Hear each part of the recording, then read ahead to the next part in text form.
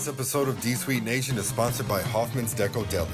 Now at their brand new location at 444 Saginaw Street in the heart of downtown Flint, Heath Hoffman and his staff has provided the Flint community with deliciously fresh food for the past 11 years.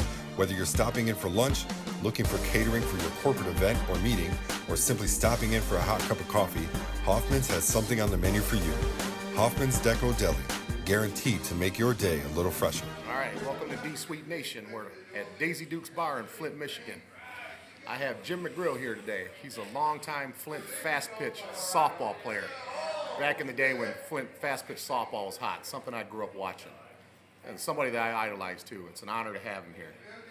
Jim, I really appreciate you coming, man. Thanks for having me. It's really good to see you, man. I think I've seen you maybe once or twice in the last probably 35 years, and I really didn't have a chance to talk to you. But it's good to have you here today. Good to be here. Thank you. First thing, just tell us about your childhood, where you grew up, and where you went to school. Well, I grew up on the east side of Flint, right up the hill from Kersey Park. Washington Avenue was the street. It's Washington, Cleveland, Poplar, and Robert T. Longway. I know exactly where it's at. Yeah, I grew up right up the hill, which was a great childhood. I mean, we had a lot of big families in the neighborhood. You always had people to play with. You had the park right there, so we always played baseball. You lived there at a good time. Oh, it was a great when time. it was time to grow up there. Oh, yeah, because we had Safetyville. I flunked that the first time. That was terrible. But then we had the swimming pool. Yeah. I still remember it cost a dime to swim from 1 to 3, and then the 6 o'clock, 20 cents. And then in the wintertime, we go sledding. You had the big hills. Yep, I went sledding there when I was sled there for a couple hours. You come home. My mom would make us and all the kids hot chocolate. And then we'd go ice skating with the Armory. You know, off of Lewis Street. Well, it's Chavez now. Lewis does. Yeah. But it was a great childhood. I mean, you know, the shops were booming. Everybody had money. My dad had a good job driving semis for Chevrolet. And it was just great. Great time to grow up. Angelo's was hopping. Oh, yeah. Yeah. Yep. You know, the first thing that comes to my mind when I think of that particular neighborhood, I don't know if they had the soccer field back there, back when you were growing up, but there's a soccer field like in the back. And I think it was like 9 or 10 years ago. A bunch of my cousins, and obviously I'm Mexican, so. I see that. Yeah. A bunch of my cousins and a bunch of their little, those little ashy Mexican guys from down there, they had a soccer game down there. Uh-huh. Now, the way that it was pretty cool, man, I got to give them credit. I don't know who organized this. I think it was one of them little from down under guys. They organized it, and it was the Mexicans from Mexico versus the Mexicans that are from here. Oh, they boy. had like the Mexico guys were wearing red and green. They had referees with the. I don't really understand soccer, but I'm they not had a soccer referees guy. with the flags and all that stuff. Right. And they had like a public address announcer speaking English and Spanish. Really? There was a crowd there, and it was just it wasn't like a sanctioned game or nothing like that. It was just let's get together, get a pickup game going, and there was a big crowd there. Huh. I'll I don't never remember a forget soccer that. field. Yeah, they the little dark Mexican guys they won very, very handily, man. That's their sport, soccer. Exactly. You can't mess with them little guys. It's popular. I think it's the most popular sport in the world, I believe. Overall. Yeah. I don't mean here. Oh, I know. Yeah. Yeah. Well, here it would, it would be the NFL, NFL Exactly. football. But yeah, in the world, it's definitely soccer. Where'd you go to high school? I went to high school. I went to Flint Central for 2 years. Got some things happened, and I actually ended up transferring my senior year and went to Bentley High School. Graduated from Bentley. Okay, is Bentley that old? I'm not calling you old. Yeah, well, that's okay. I am getting old. Well, I'm still here, so I'm glad about it. I didn't know Bentley was around back then. No, Bentley was a very good school. It was a Class B school at the time, and I got to, like I said, transfer out there my senior year, and I got to play baseball, which that was my sport. And we had a really good year. We went to semifinals in state that year. And the year before they won it. And we had a coach, Mr. Jim Vukovic. He's in probably the Hall of Fame everywhere around here. He's a great guy. What's the last name? Jim Vukovic. Is he related to Pete Vukovic? That played for the. Pete Vukovic played for the Milwaukee Brewers in like the 1980s. He was on Major League, the movie Major League. Really? I know you've seen the movie Major League with Several Charlie times, Sheen. Okay, right. remember the guy that played for the Yankees, the first baseman with that big mustache? Yeah. That's Pete Vukovic. He was a pitcher for the Brewers. I wonder if he's related to that guy. I really don't know. All I know about Mr. Vuk was that's what we called him. He did play baseball at the University of Michigan. They have to be related somehow, him and that guy. Could be. But yeah, he was a great coach. What position did you play? What I was your played a little bit primary all over. position? I pitched a little bit, played first, third, played a lot of third, outfield. I was one of those guys that played probably about anywhere you needed me. I learned that at a young age. You know, the more positions you learn how to play, and I was always a fairly good hitter. And if you hit, it doesn't matter, you're going to play. And at Flint Central, I played for Bob Hollick. My sophomore, he was a great guy, Mr. Hollick. I see him. We go to the same barber. Yeah, that was my defensive coordinator. Oh, he was in a high great school. coach. And he was a young guy. We talked about this. He played football and baseball at Colorado State, and he was just probably fresh out of there. And man, he was tough. And then I also played a little bit for Mr. Fuller, who was another great coach who was there. That was the head coach. But I left and then ended up still playing. So I got to play with 3 really great coaches. So, how old were you when you started playing fast pitch softball, men's fast pitch softball? Probably around 16. I dabbled in it. Yeah, a little bit. Where were you playing at? Well, what happened is that there was a guy that lived across the street from me. His name was Michael Joe Harvey. And we always called him Joe. His family called him Joe, and I was more like family. He was like a big brother. He always wanted to get a team together, and he got one together, got a sponsor, and it was called Ernie's Beer and Wine. I'll never forget it. And he wanted me to play in a tournament with him. And I thought, that's cool, because at that time, even I played a lot of baseball. They didn't have tournaments back then. Okay. You know, at least if they had them, we never played in them. And he wanted me to play in a tournament, and I played outfield for him. And of course, I was youngest. They called me Kid, which I don't hear that much. Yeah. But it was fun playing on the weekend, cooking out. It was great. So I was about 16 when I started playing. How long did you play fast pitch? I know you played for a while. Yeah, I actually quit. Me and my buddy Danny, who was here, we was just talking about this earlier. I quit when I was 30 years old. I was still young, but my son at the time, Nick, my oldest one, I have another 2 now. But he was coming up, and he played a lot of sports. Really, he was good in everything. And I'd had enough. You know, I quit on my own terms. You know, I played all the tournaments I wanted, had a great time, played with a lot of great people. It was a great time in my life, one of the best times of my life. What are some of the where are some of the places that you traveled to play fast pitch, like in some tournaments, whatever? Well, I mean, we traveled to a few places, but the one where we had the most fun was Cass City. Okay. And your dad was on that Yeah, team. my dad played Cass City. And we played up there. I think it was 2 or 3 years in a row. They had a 4th of July tournament, and we won it up there. And I mean, we'd go up there and camp, and we had hotels, and we just had a blast. We played in Sandusky, in the Thumb area. Yeah, I know they that is. really loved their softball up there. We played, and we traveled from Flint. We had a lot of good teams that went all around there. But those 2, that area mainly. We played some in Owasso. I used to play softball with some guys from the Thumb area. They're from Marlette. Yeah, Marlette. Sandusky, Kingston, We another one. That's Kingston's where I deer hunt. Oh, was it? Leased some property up there. I went to a nice wedding in Kingston one time. My buddy Kenny Pierce, the mayor, I call him. He works for the fire department down there, and they had the wedding was at the firehouse, and it was like a fire theme or whatever. It's hard to describe, man. It was just weddings are cool when they have those like weird themes or whatever. Well, it's kind of anything that's different, Yeah, when it's different and stuff. Yeah. Okay, I'm gonna throw a name out here. I want you to talk about this guy, Jim Doyle. Tell me what you think of Jim Doyle. Jim Doyle was a legend. I mean, I remember the first time I batted against him. It was an honor. But no, he was like when I played against him. I seen him play when he was younger, because I had an uncle that played you down seen there. him when he was young. Oh yeah, I had an uncle. His name was Ron Thick. I was about 19 years old, and he played down there. Played for Budweiser, and he took me in his truck down there, and I got to be the bat boy, and so I got to see Jim Doyle, Bill Weber. Those were the 2 biggest pitchers. There was a lot of good ones, but he was a legend. He was probably the greatest pitcher ever come. Do you know who Jim Doyle is, Dan? I do not know. Okay, I knew he was going to. He's still around. I know he's from still Fly. around. Yeah, I heard it. Last I heard, he was doing. I talked to a few ball players. If you said go he was doing around, pretty if you good. travel the country and talk to anybody that's 65 and older that has played fast pitch softball anywhere in the country, they know who Jim Doyle is from Flint. Oh yeah. The guy's a legend. I watched him. I watched him like in the '80s. I seen him pitch when you and my dad played against him and all that stuff. But there was a exhibition game at Whaley Park. I want to say it was like in the early 2000s. It was an old timers game. They have the King of this Court there or no? No, that was a different time. Different time? Yeah, we're going to talk about King of his Court too. No, matter of fact, one of the times that I went there, he was playing against King in his Court. But I heard about that. Okay, you know what? We're going to talk about him and King in his Court first. Now that that's fresh on my mind. I don't really know that much about it, but it was a big deal. When I was there, when I watched it, because King in his Court is supposed to be like Harlem, Globetrotters. like Globetrotters, Yeah, and the other guys are like, I mean, they are trying. They're like the Generals. But they're like the Washington Generals. Yeah, right. when Doyle was the pitcher on there, he was screaming at his teammates and hollering and fussing like it was a real game. He's very competitive.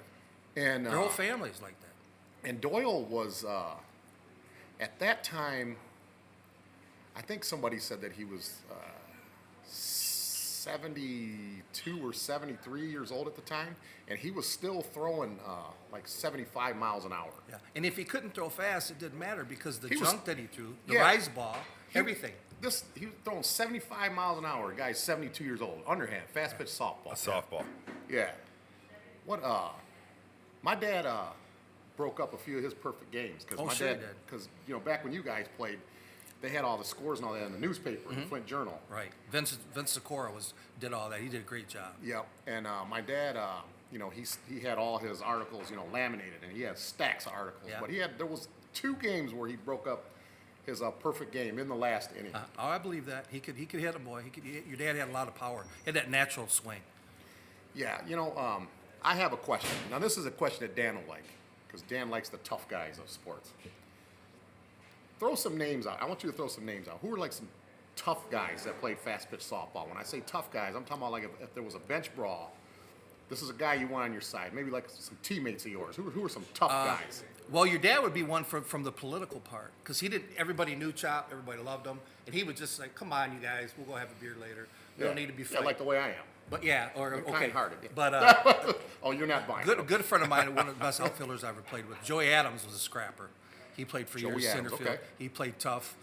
There was a guy that played on our team at Cozy Corner. His name was Cozy Corner. I remember that team. yeah. What was his name? I can't think of his name now. His first name was Kenny, and he was from Burt, Michigan. And he was a big, strong, tough guy. Norm Kuhn was a little fiery guy. Burt, by Birch Run over there. Yeah. Right? Burt, yeah. He was Kenny Klein was his name. That was his name. God, I played with a lot of tough guys. Norm Kuhn, like I said, he was a little scrapper.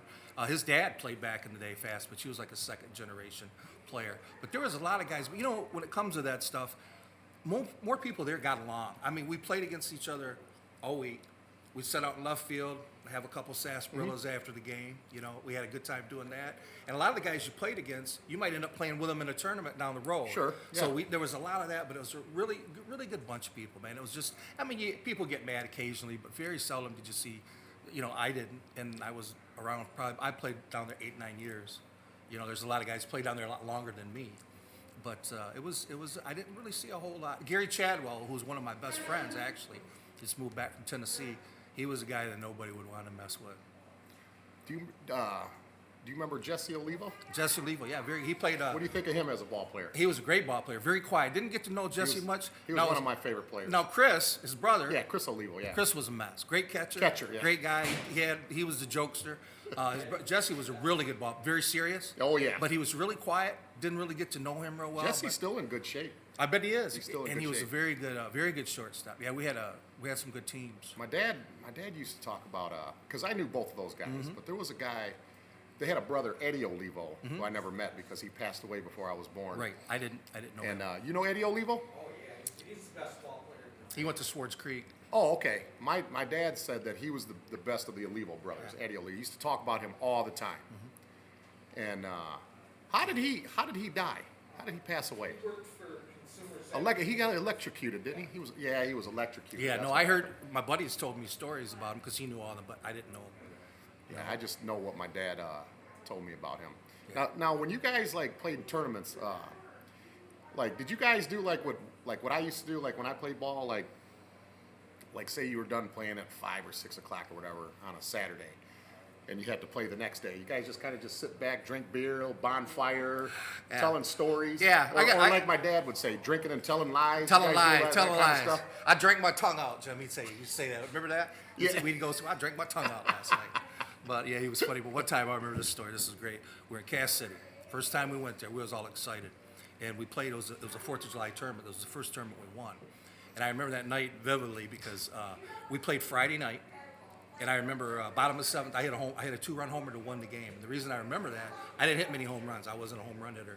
I was more of a singles double Yeah, I guy. know. So I was so excited, just all fired up and everything. So now we didn't have to play the next day until noon. So, we're ready. We got the hotel. We're going to go down to the bar downtown. And the guy that owned the Cozy Corner, his name was Roy. And Roy would bring us like a motorhome, and he'd have 2 or 3 waitresses from the bar that would come, and they'd cook for everybody. on the grill, hot dogs, hamburgers. You could bring your wife, your family, your kids. I mean, they hooked us up. All the beer you could drink. But he bought this cheap-ass beer. I don't know what it was, but it was always ice cold, so we always drank it. Mm-hmm. So me and your dad and a couple other guys, we decided to leave the cookout. We're going to go out for a while, right? And I think we had a motel. Well, we didn't get in until maybe 4, maybe a little later the next morning. And what happened, we didn't know, there was no cell phones back then. They changed our game till like 8 o'clock in the morning. Oh. So me and your dad are just looking at each other. There was no sense of going to bed, right? Right. So anyway, so we go down there. Well, Harvey, the guy I was telling you about, he's our coach, right? And he's looking at all of us, and he's standing there with it, and he's mad because he knows what kind of shape everybody's in, especially me and your dad and a couple other guys. So anyway, he says, McGrill, he says, Chopper, get over here. When are you going to play in the outfield? And when he's DHing. I don't care what you do. So he's writing the lineup. And I'm looking at Chop. I said, well, I'll DH. And he goes, no, I can't. I ain't going to. Flip a coin or something? Yeah, he flipped a coin. You know, of course, he won. I never did see the damn coin. I still don't trust him to this day, right? So I go in the outfield. They put me in left field, right? So we're playing this team that our coach doesn't know anything about because they're from up there, right? We haven't scouted anybody. Yeah. Left field. I could hardly catch the ball during warm-up. So I'm like, oh, my God, they got to put somebody else in. So it's first 2 batters. Made outs up to the third guy, number 3 hitter, right here, and the big guy comes up. So I'm playing left field, and I'm thinking he's going to pull it, right? Mm-hmm. So Harvey says, he's move over. He's not a pull hitter. I'm like, how does he know he's not a pull hitter? So anyway, I move over towards center. This guy hits a shot where I was at, right? So I'm going for the ball, and I'm trying to catch it, and I look up. I see like 2 or 3 of them. Oh. I'm feeling bad, so I decided I might as well dive. I might catch one of them. So when I dive, the ball bounced in front of me, hit me in the head, and then bounced over the fence. He's got a double, right? Ground rule double? Ground rule double. And I get up and I look, the Chop and them are the whole team's just cracking up, right? And it was hilarious. They never let me forget that. Later on that morning, we won the game. Though. Okay, good. I was just going to ask that. That's the most important thing. That's the only thing that matters. Later on that morning, somebody says, well, Jim, was you embarrassed? I says, embarrassed? I says, I was so hungover, I didn't even care. Main thing is we won the game, but I'm telling you what, they'd always, you still got that big knot on your head, and I had one too. I had an ice pack, you know. It was hilarious. That was fun. Now I'm gonna say this about my dad and Jim here. Now, they didn't like fool around with women or that because they were married men at the time. But, well, I had a girlfriend, which I eventually married. Been married 30 some years. By right. Yeah. I always knew her. Yeah, I always felt like that was your wife, and still married to her, but. I would have, like, if you and my dad back in those days were, like, single men, I would love to, like, hung out with you guys at the bar where the, like, chicks were. You guys could draw, well, it's just if you wanted to. I'm just saying if you wanted to. I'm not saying you did. We had a good time. I mean, it's just, people are... Jim was a pretty guy back then. The way that I remember him. Everything went to hell. No, he's still a good-looking guy now, he looks good now. They'd have been swatting him away, right? But Jim was a good-looking dude back then, I certainly don't mean homosexual tendencies when I say that. I appreciate that. It would have been fun to hang out with you guys back in the day. I appreciate that. It would have been like hanging out with Jeter and A-Rod. A couple of good wingmen, right? But yeah. A couple of good wingmen. That's the word I was looking for. We had a lot of fun. Good wingmen. That's the key when we were out. Everybody wants to have a good time. Why go out and have a bad time, right? Yeah. So get around people that you have fun with. Yeah. We had fun. Absolutely. Good, clean fun. So what year did you stop playing? Oh God! Like I said, I was 30. I just turned 61, so it's been a while. So we'll say like late 80s? Yeah. Late 1980s? Yep. And you played a lot at Whaley Park back then? Back then. Well, I played baseball and softball. I was playing both at the same time, which was hard to do for a while. And then I ended up, quit playing baseball. Now you're a big Michigan fan. Yes, sir. Go blue. Who are your favorite players from, basketball, football, any era? Who are some of your favorite guys? Number one probably would be Rick Leach. Okay. He was a quarterback, and the reason I say this, I played Flint baseball. Southwestern High School. Yeah, I played baseball against him in high school. He's the best athlete I ever saw, all around athlete. I like to watch Michael Hart run the ball. Me too. As far as of course Charles Woodson. You know who reminds me of Mike Hart? Was that? Did you watch that Ohio State-Michigan game last week? I'm going to talk about this real quick, and then I'm going to change this up. Don't say it. J.K. Dobbins reminds me of Mike Hart, the way that he cuts. I told my buddy, I said, low center of gravity. Remind me of Mike Hart. I was watching Mike Hart. Telling my buddy out here, I says that to me would be your difference maker. He's going to have a really good game. I was telling my buddy who's here with me that, and he did. Of course, the whole team had a good game. Now that we're on Michigan, I'm just going to get into bad stuff. I'll ask you who your favorite player was all that. later on. 8 years in a row we've lost to these cocksuckers. 8 years in a row. And Putting it mildly. let me see, 2001. He doesn't hold back. So 17 of the last 19 years we've lost these It's games. not a rivalry no more. One of the many reasons why I don't think it's a rivalry, because Michigan doesn't value the rivalry the way that they do. That's what their quarterback You know said. what I'm saying? Because the last 20 years and for the next 50 years, Ohio State, every year, they literally want to kill us. It doesn't matter that they've beaten us 30 times in a row. Mm-hmm. They want to beat us worse the next time. They live for that game. Mm-hmm. I don't understand how. I've never played anything, whether it's a team sport or individual, where I was beaten by the same guy 18 out of 20 times. It just doesn't happen. It's terrible. What is going on? What's going on with our program? Talk about that a little bit. I think personally, I think they're recruiting better than we are, and of course that's where it starts. I think Harbaugh, when he came, I was on the wagon too, you know. But I think it's time. I said last year, I thought that Jimmy, they should have replaced him. I think he'll be there as long as he wants. He absolutely will be there as long as he wants, because there's no accountability. We don't hold accountability. There you go, and everybody needs that. And I say that because I think, but they've got to find somebody who they think might do a better job. Like I like PJ Fleck. I do roll too. the boat guy. I think I he's do a good too. I young like coach. PJ Fleck. I'd like to see somebody come in, but you just can't have anybody come in there, because then you're going to go back. You could go back to the Rich Rod, Brady Hoke days. The thing with Jim Harbaugh, now I like Jim Harbaugh. He's a character. I think he's a good coach. He is a good coach. College and professional, I think he's good. Might be better professional. I think with a coach like him, his strengths are, whether it be college or pro, I think he could go to a team that's in shambles, and I think he can bring them back to respectability. But he's never won anything. I mean, as a player or coach, I'm talking championships. Right. I mean, he has won. He's beaten Ohio State as a player. As a player, right. Didn't he win Pac-10 championship at Stanford? Yeah. But I mean, I know that's not You a know what I'm national saying. championship. He won those kind of championships, but he's never won anything. And I actually, now what I'm about to say right now, I'm not making a joke out of it. Okay, I'm really not, because it's a serious topic. I think he's suffering from CTE, to be honest with you. The guy is weird. He's a little different. Okay, he's weird.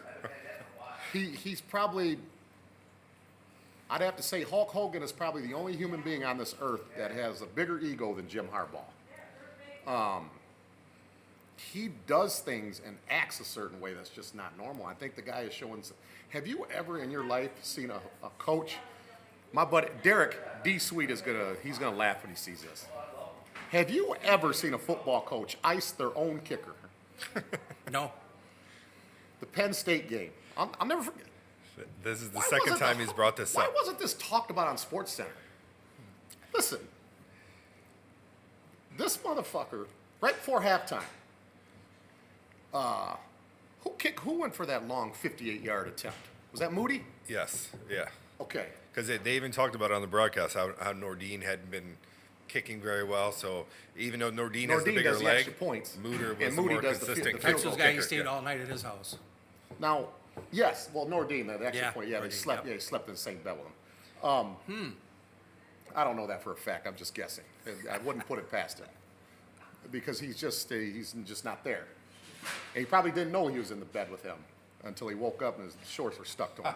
But Okay. But anyways, no, 58-yard attempt, I believe it was, right before halftime. It was our kicker. I think I don't remember. We're down 10 points or 14. I don't remember. This guy actually got next to the referee with his mouth open, because Harbaugh he always has his mouth open.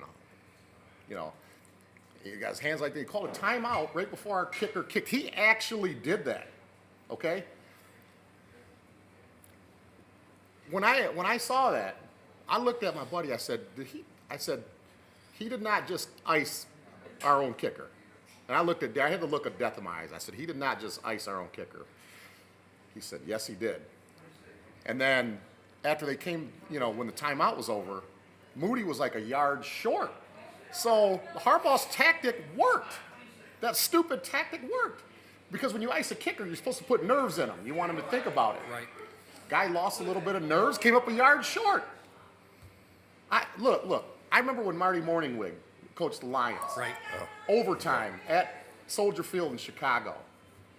The Lions won the toss, and this dumbass chose to kick. Sudden death overtime, he chose to kick. Okay? Not only was that asinine, but if I'm choosing to kick, you get to choose what goal to defend. So now you're going to choose to have the win at your back. You get to pick the win. What Harbaugh did, he just let Marty Morningwig off the hook. That's the dumbest thing I've never seen nothing like that. What are we going to do?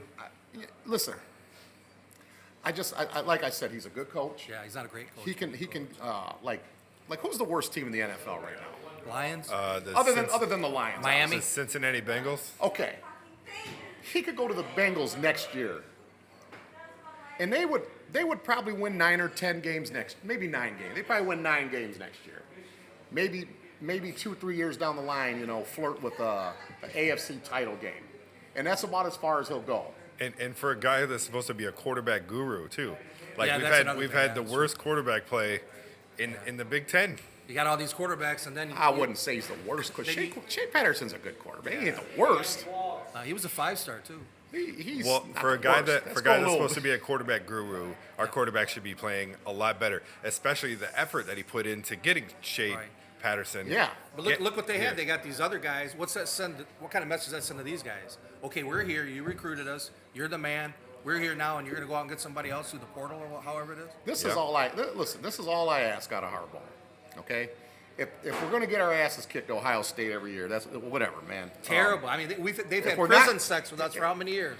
A lot, and the worst is yet to come. I know it. Because Ryan Day's I think he's a good coach. They didn't put him there. He's for not being he's a good little coach. new. People are starting to know him. Yep. I actually think he's going to fare better than Urban Meyer did there. I think he'll be able to recruit because obviously the university will be able to recruit itself, Ohio State. He's got a fire in his stomach, and he's going to get the most out of his players. But all I ask out of my football coach, play your best 11 on both sides of the ball. You have to. I don't go by you got to wait your turn, okay?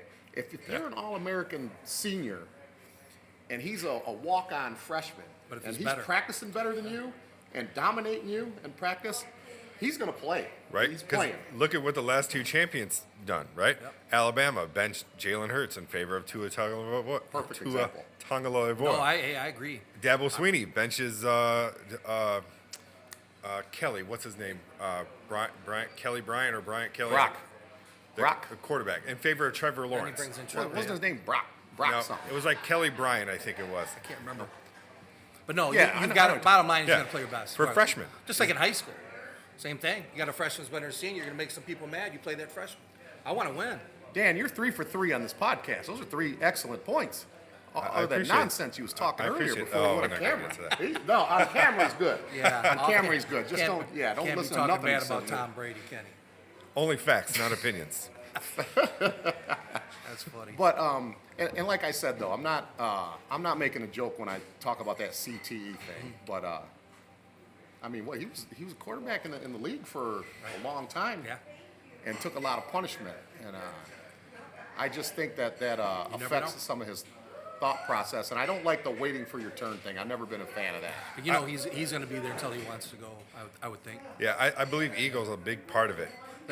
He knows that he's going to be there a long time. He knows he has a lot of clout. Yeah. So he really, I don't think he really feels much pressure to win. And look at the big house; they're always full. So, Right. kind of And- like the Lions, you and keep if- going to the games.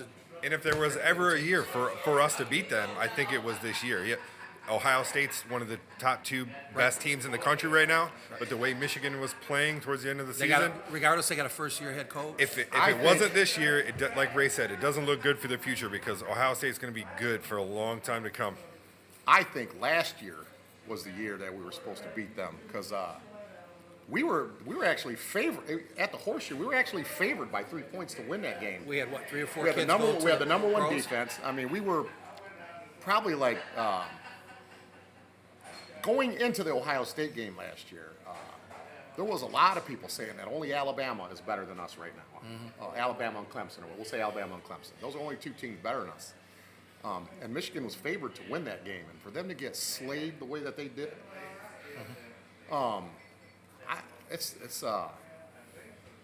it's hard to deal with, man, because Michigan Wolverines, their football and their basketball team, man. I live my life. I predicate my life around them. You know, I've scheduled my podcast shows around them. Damn, tell you that. It's tough. Hey Ray, what time are we doing the show Saturday? I got to look what time the game comes out. I got worried last year when my youngest son Kyle, he took me to the Notre Dame Michigan game. I got to go there last year as an early Christmas present, and you know, that was the first time Shea played in that. Oh, the first game of the year. Yeah, Okay. I was there, Okay. and that was kind of felt bad about that game. Says, oh no, not again. Yeah, our offensive line, I remember, didn't play good at all during that game. But they ended up getting their shit together. You ever been down to Notre Dame? Boy, is that ever nice down there. Nice, I've beautiful been there. stadium. Yep, I used to work in South Bend all the time. Yeah, I drive through there a lot because Yeah. I'm an expedite driver. I drive through there. It's nice and clean too. It's kind of like being in Canada. Maybe not Flint, but kind of like Canada. It's Canada. nice and- yeah, Canada, eh? Is that a compliment to South Bend? It's like Canada. No, it's clean. I mean, the parts of Canada. My youngest son Kyle played hockey, and we used to go to Canada a lot. And a lot of places we were at, it's like it was just nice and clean. At least where we went. Canada is nice and clean. My impression of them people out there, they're just they are the rudest people ever. Really? It's like they can like when they look. It's like when they look at you before you even say a word. It's like they can detect that you're from the United States. I don't know. It's just weird. I just think they're rude. My wife's got family They over talk. there. They talk differently. Well- They're not like the way that we are. You know. No. Like there's certain. Okay, like this bar we're at right now. There's certain individuals we would probably have a little more respect for than others. You know, probably maybe might be a guy over there. Probably look like somebody you want to play with. They get rude with people like that. They don't care. Yeah. But Well, like I said, when my youngest son played hockey, we had a lot of good experiences there. The only bad experience I ever had in Canada is their meat's terrible. I remember we stayed at this motel and. Well, you don't like moose? Yeah, well, no, they had a breakfast bar, you know, and they had sausage and everything out. So I had a couple pieces of sausage. moose meat. Moose meat. And I'm eating, and it's like, this ain't Bob Evans. What is this? And my buddy from Canada, our coach is from Canada. He goes, well, see, we have really good meat here. We don't have all that additives in it. I'm going, this stuff is terrible. So, didn't like their meat, but everybody was good to me, to us. Canadian bacon, I guess. Yeah, Have you ever been to the Big House for a football game? yeah I've been to a few, 4 or 5, yeah. What was the first game you ever went to there? There? Yeah. Or one of the first games. One of the one first- you can remember. Seemed like I was there. It seems like I seen him play Minnesota. I went with some people in the neighborhood, family in the neighborhood. I don't know, 15, 16 years old. So that would have been 1970? Back in there, 72, so, yeah. So let me see. That would have been back in early 70s. Schembeckler had been there for a few years. Yep. I think maybe Dennis Franklin might have been our quarterback. Yep, I think Dennis Franklin was. Seemed like. Dennis Franklin. That was a couple years before Harlan Huckabee. Yeah. So Huckabee. you went back then. Back that was in the day.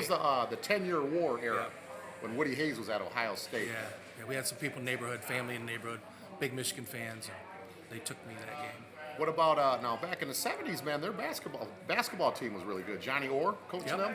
Coach Did Johnny you ever Orr. go to the Chrysler Arena? No, back I in never those did. days? Never did get to go with no basketball. I mean, I liked basketball, but played a lot of it when I was younger, but I never got to go to. Did you back in those days in the 70s? Did you go to a lot of high school Flint basketball games with like some of them stars? that Quite a played, few, guys yeah. Like Terry Furlow. Yeah, I used to go to Wayman a lot of Britt. those. Yep. That was Bill Frieder was coaching Flint Northern at the time. Yeah. Dan, you know who Bill Frieder is? No. Oh my goodness He was gracious! the man. You remember Joel Ragnar? Hold on. I can't let that slide. Did you just say no? You don't know who Bill Frieder is? I don't. Okay. That's who he coached pretty much all of the 80s and our basketball team in the 80s. That's the guy that Schembeckler got on a live press conference and said, I don't want a guy from Arizona State coaching my team. A Michigan man is going to coach Michigan. And he told Steve Fisher, if you win the tournament, you got the job. And we won the tournament. Bill Frieder was the guy he fired. Okay. Bill Frieder coached Flint Northern back in the early 70s. The Go- Big Red Machine, I was just talking about Terry Furlow and Yep. Britt. And there's a You couple remember other Joel guys. Ragnar that played on that team? I've heard of him, but I know who Sam Ragnon is. He was a great player. He played on Is the he team. related to Sam Ragnon, the attorney? No. It's Ragland.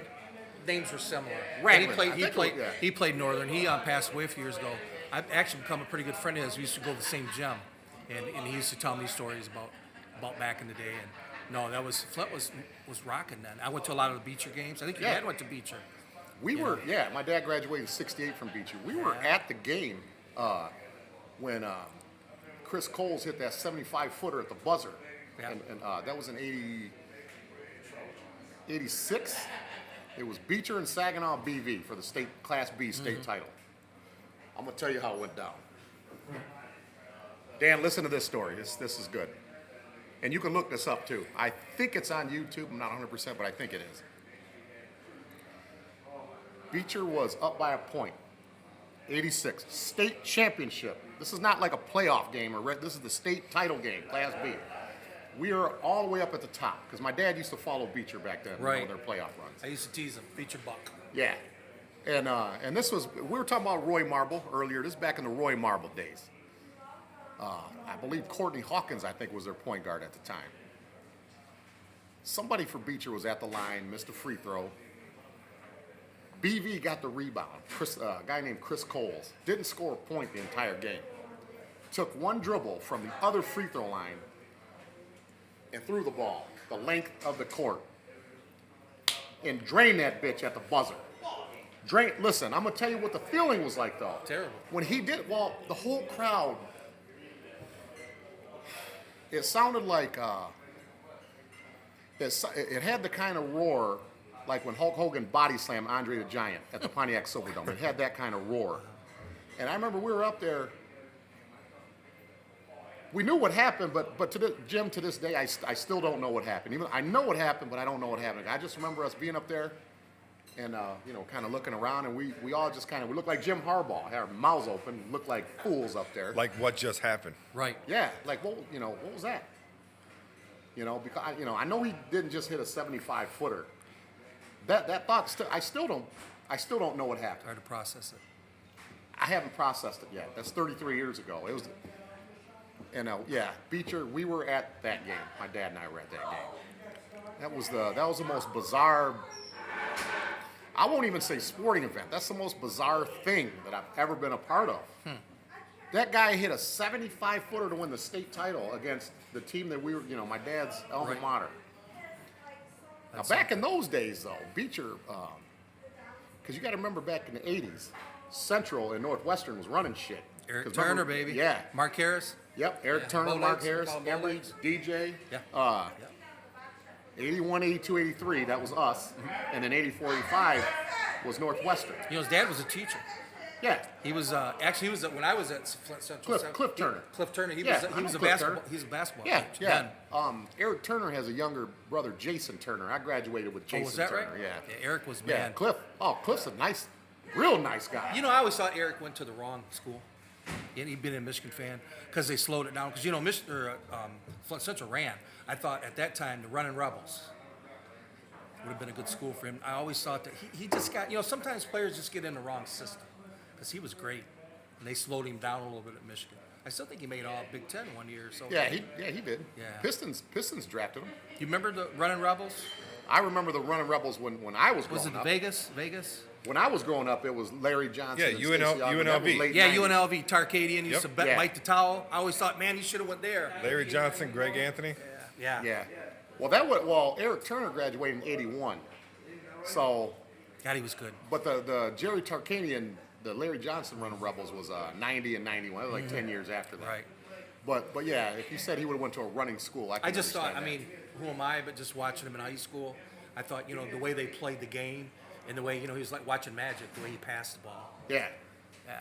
Yeah, Central, let me see, the first championship year, they went undefeated. 88 points a game they was putting up. Central's putting up 88 a game in 81, undefeated. I remember watching with IMA. I think the only team probably back then that was better than them was probably Baltimore Dunbar High School in Baltimore. They had Reggie Williams, David Wingate, Muggsy Bogues, and Reggie Lewis all on one team back then. Imagine that. That's probably the only team that was better than them back then. Oh. Reggie Williams was Player of the Year. But Who else? Craig Tucker. There's another guy we haven't mentioned. He was Northern in 1978. Was that Trent Tucker's brother? Cousin. Cousin? Yep, that's his cousin. Yeah, we've been blessed here to have, Flint's just a hotbed. It was back in the day. Could you imagine taking all the Flint schools back in the day and making one school?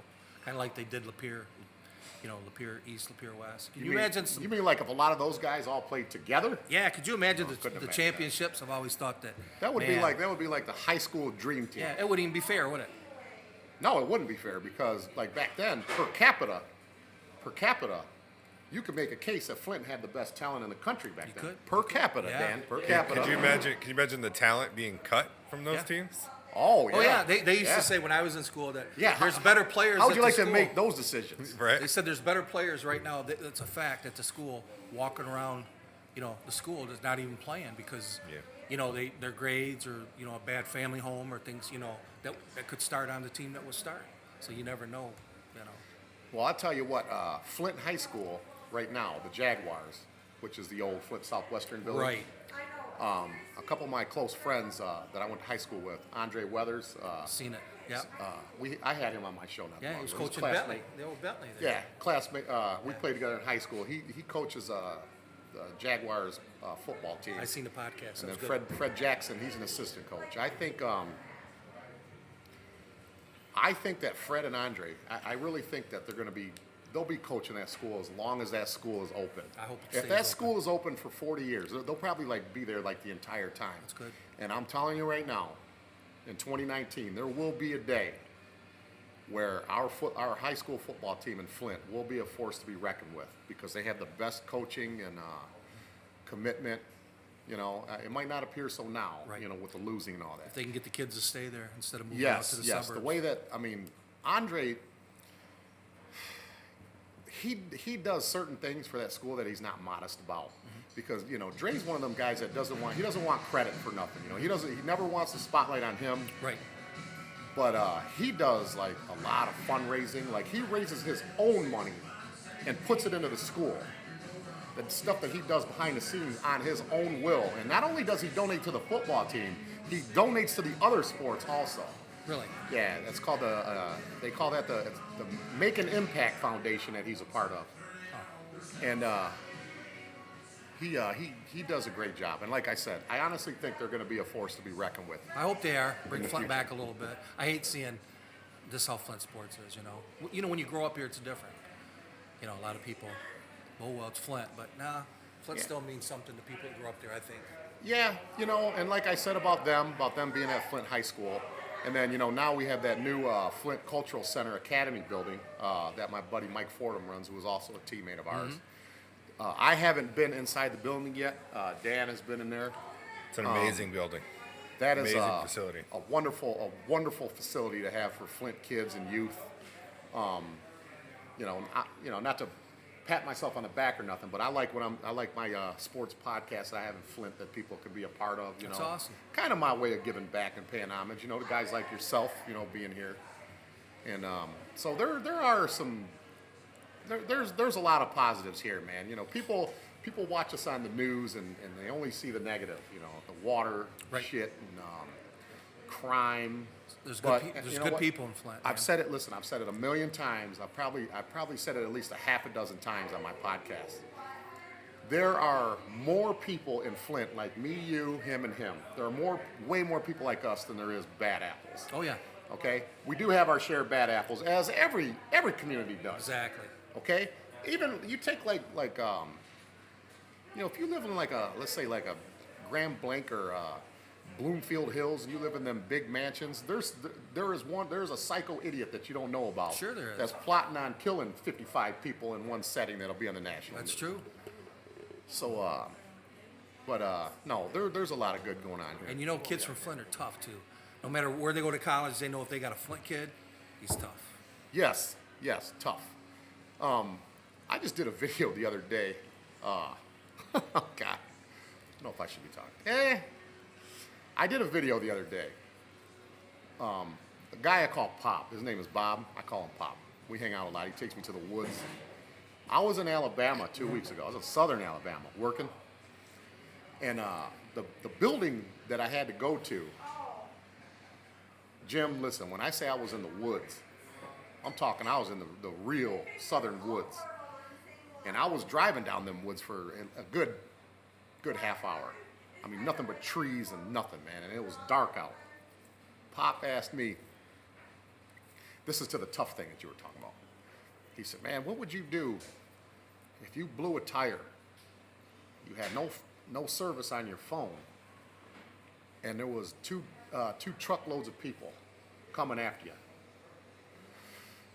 I thought about it for about 2 seconds. I said, well, thank you, honey. I thought about it for a couple seconds. I said, well, Pop, I said, this is what I would do. I said, first of all, there would be too many of them. I said, so not much I can do.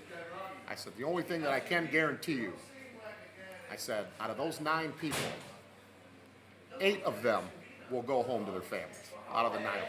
Because somebody's going down with me. No, because I mean, I have something, but that no one will ever see it. I'm not one of those people that shows my stuff. You'll never see it unless I actually had to use it. But if there was 9 or 10 guys, take somebody's, I know I'm gonna die. Somebody's going down with me. So that's how I answered that. And that was very easy to answer it that way. And it's probably because I'm, from here, and I certainly wouldn't hesitate to do that, especially if my life was on the line. Might as well say, screw it, might as well take somebody out with it. I'm talking about them crazies that are out there. But the people that I met down south are really nice people. They're just like you, man. They're really nice people. There's good people everywhere. They always talk about my accent that I have. Yeah. They ask me, are you from up north? The Yankee. The Yankee is the word that they use all the time. Yeah.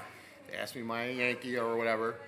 And I said, yeah, I'm a fan of the Yankees. They said, no, that's not what we're talking about. They said, are you from Michigan or such and such? I said, I'm actually from Michigan, yeah. They said, we thought so. I love the way you talk. You're so fun. They love me down there. Y'all want some sweet tea? Yeah, they love me down there. The Southern Waffle House. My mom was from the South, so Southern What hospitality part is a down real my thing. mom she was from Virginia. Oh, okay. But yeah, so I go there a lot. it's pretty state. I've been to Chesapeake and what else have I been? I've been to Petersburg, which is the hood. Been there. Virginia's a nice state. I really don't care to be driving around on those mountains all the time, though. Tell you what's crazy, my grandson wrestled at West Virginia. Yeah. Boy, that's a beautiful place. I want to talk about him. Beautiful The quarterback, right? Yeah, he played quarterback at Davidson a few years ago, graduated. Went to wrestler, football player, played a little baseball. Yeah. He went to West Virginia and wrestled a year. And then the coach that he had got fired. New coach comes in, want to make a lot of changes, take away some scholarships. Plus, my grandson, Brendan, he hurt his shoulder, had to have some surgery. And it was time to go. It's a shame because we had a good setup. But anyway, he's at Michigan State now. Okay. He's a sophomore. What? He's doing So he well. was a quarterback at Davidson, right? Yeah, a few years ago when they. How was that? What was that like? Talk about that a little bit. Oh, that was great. Talk about his quarterback career at Davidson. Well, he was a really good quarterback. He was when he moved there, he was in the Kersey district. They moved. He started there in 8th grade, and he played all the way through. Played football and wrestled. He went there mainly to wrestle for Roy Hall because he had wrestled on Roy Hall's wrestling. They had a travel wrestling team he wrestled for, and so we knew that he was pretty good. Hopefully, maybe get a scholarship. Getting around better coaches, and one thing about wrestling is it's not only your coaches, it's your training partners. When you got tough partners to wrestle with, that's where people want to go. If you don't have anybody to wrestle with, and they got to make you any better. But yeah, he had a good career there. Kyle Zimmerman was his coach. He was there for a couple years, and his senior year they went undefeated. They had a really good team. Tariq Hill, was it Tariq? Yeah, was there running back? Running back. He's at Grand Valley State now. Tariq Reed. Excuse me, Reed. I'm sorry. Reed. What am I thinking of? Yeah, Tariq Reed. Sorry about Tariq if you're watching this. But yeah, he's at Grand Valley State, and he got into play and ran over 200 yards here a few weeks back. Yeah. He was good. Great family. Yeah, had a lot of fun watching Brendan Russell play football. It was just great, going to the games, and it's really nice in Davison. They do a good job out there. Does Roy Hall still coach at Still coaching. Davison? They're going to have a really, really good team this year. Matter of fact, he's got I think wrestlers. as long as he is there, I think they're always going to be a good team. I heard they have all-state wrestlers that are there now that placed at state that are transferring to different schools because they know they're not going to make the lineup. Wow. Yeah, they should be. But we got to get by Detroit Catholic Central. And I'm telling you what, that's a really Is that one of the team. better high school wrestling teams in the? My grandson wrestled as a freshman all the way through it started, and he was all-state 2 years. He qualified for the state the other 3. and that was one of our roadblocks. And the year we beat them and knocked them out, I think it might have been Brighton, team that we just beat in football. Yeah. I think it might have been Brighton that beat us, but he never won a championship. Got close, but man, they got some good wrestlers all around. I asked a guy about 5 or 6 years ago when I was working in Saginaw.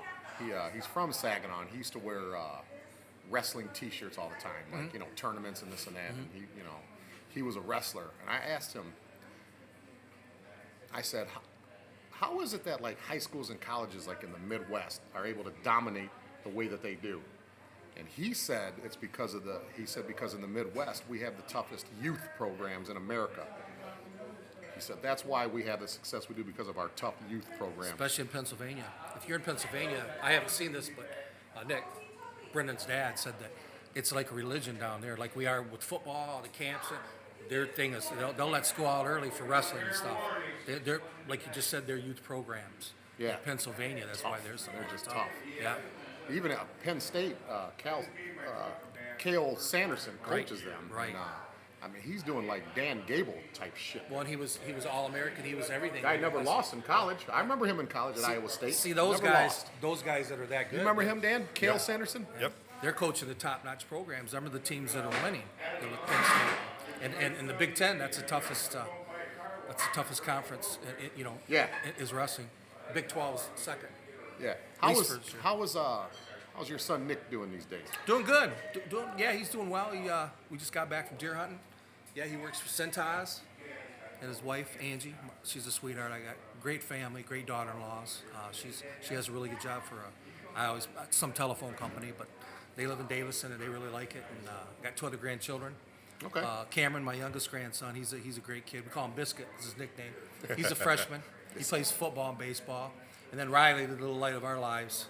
She's 6, my little granddaughter, and she's just awesome. What's crazy is, when I got the 2 boys, Kyle, my youngest son, him and his wife Michelle.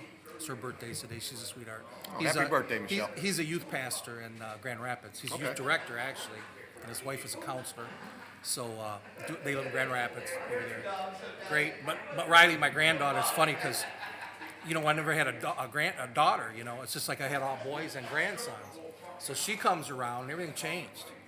Now the girls at work would say, Jim, how come you don't tell those jokes about women anymore? I said, no, I can't. Everything's changed now. I got a granddaughter, so I can't go there. Okay. Because I used to mess with her a little bit, Okay. Jim, I have one final question. This is kind of a fun question because you have the kind of sense of humor where I can ask you a question like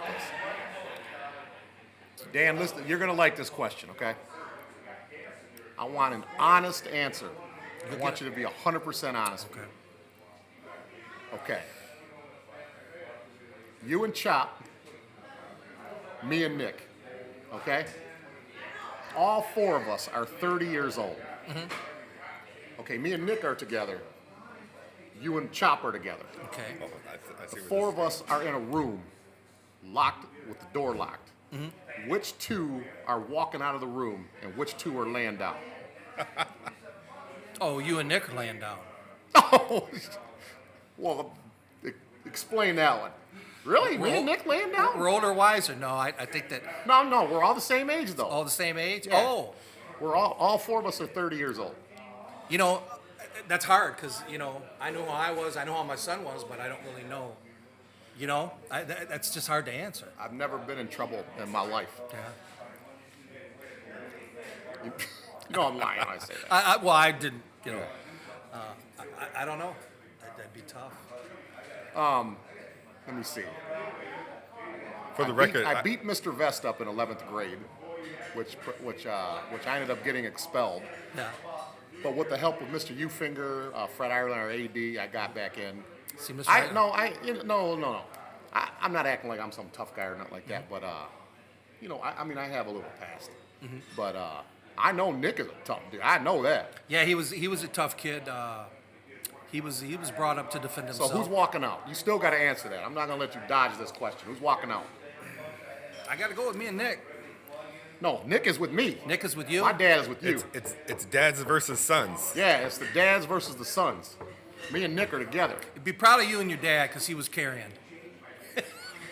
Did I say something about Jim Harbaugh having CTE? Okay, let me explain this again. Yeah, it's hard to say. Okay, a tag team. You Tag and team. Chop. You and Chop. Tag team. Right. Ray and Nick. Nick is my tag team partner. Right. Chop is your tag team partner. Okay. Who's winning and who is losing at the end of the match?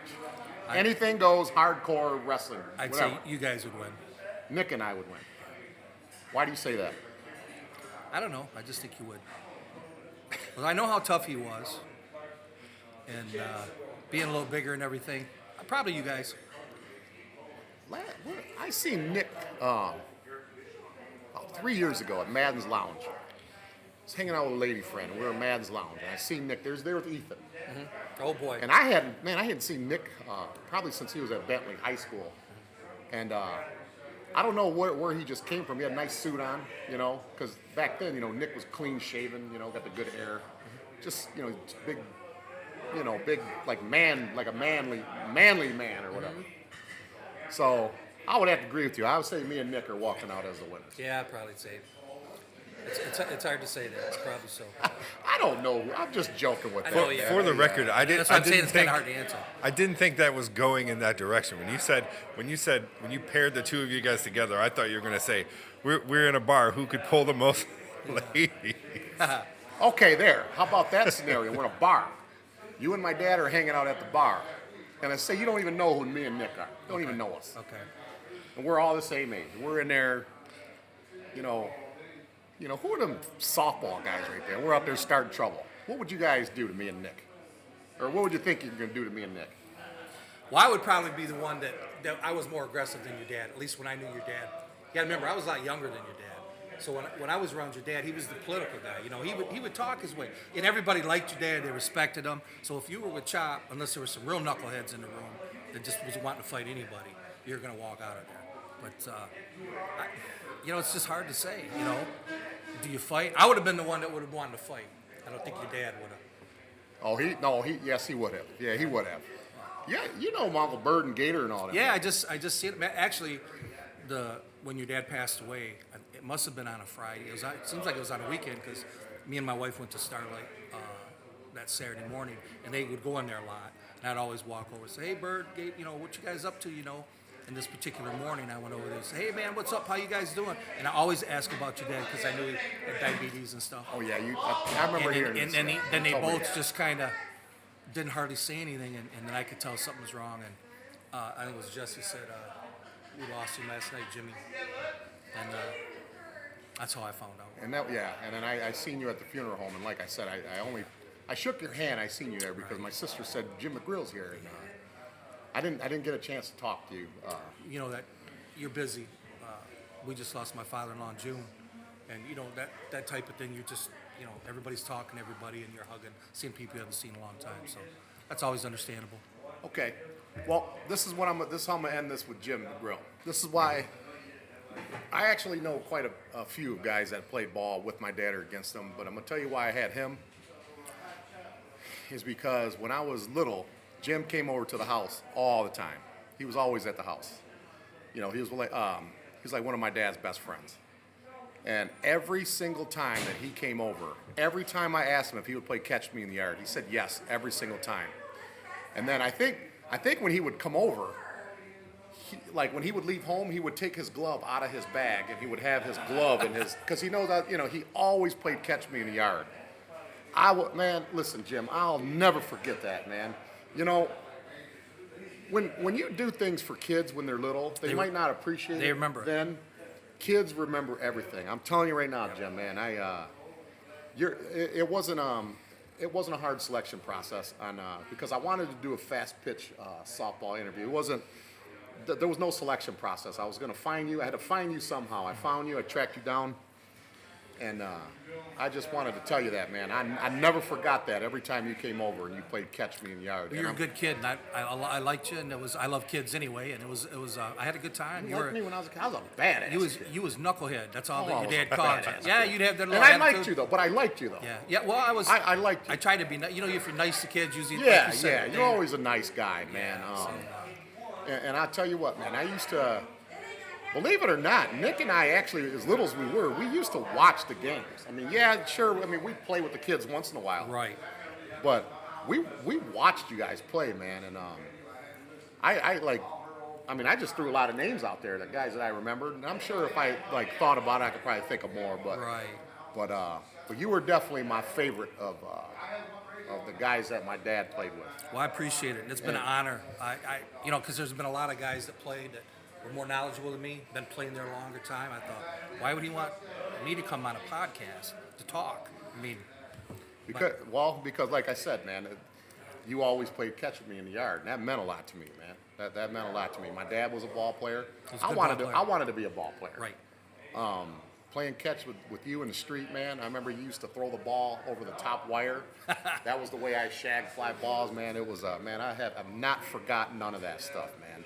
That's awesome. And but I look at you now, man. You look good. You sound good. Well, I'm a little weighing a little too much. I've had a few surgeries, so I'm trying to get some of this weight up. But no, you still look good, man. You still got that pretty face like you had when you were younger. Okay. I got your dad's little goatee here. Yeah, that is how my dad looked. He looked a whole lot better than me in it, but yeah, a little gray. Well, yeah, I enjoyed talking about like Jim Doyle and he was the man. life on the road, Cass City. He was a legend. Cass City and all that. great. You know, I had forgotten about Cozy Corner until you mentioned that, man. We had Cozy some good Corner. teams. You guys had great teams, man. Yeah. My dad, the trophy case that we had down in the basement was there was a lot of hardware down there, and you are in all the pictures, all the team pictures with my dad. And I'd like to see that one day because I don't have anything like that. We had a fire at my folks' house where everything was. I don't have anything. oh, really? I'd like to. That'd be nice to come over and look at that if I could. Okay. I think. Let me see. My mom would still have that. She's still the same house? Yeah. Really? Yeah, same house. It's not red anymore. Oh, it isn't. Yeah, you remember Red Yeah, House? you live right on the corner. Yeah. Over there. Yeah. It's we're still in the my mom's still in the same house. Still a nice house. But listen, Jim, it was my honor to have you on the show, man. Trust me. Appreciate it very much. I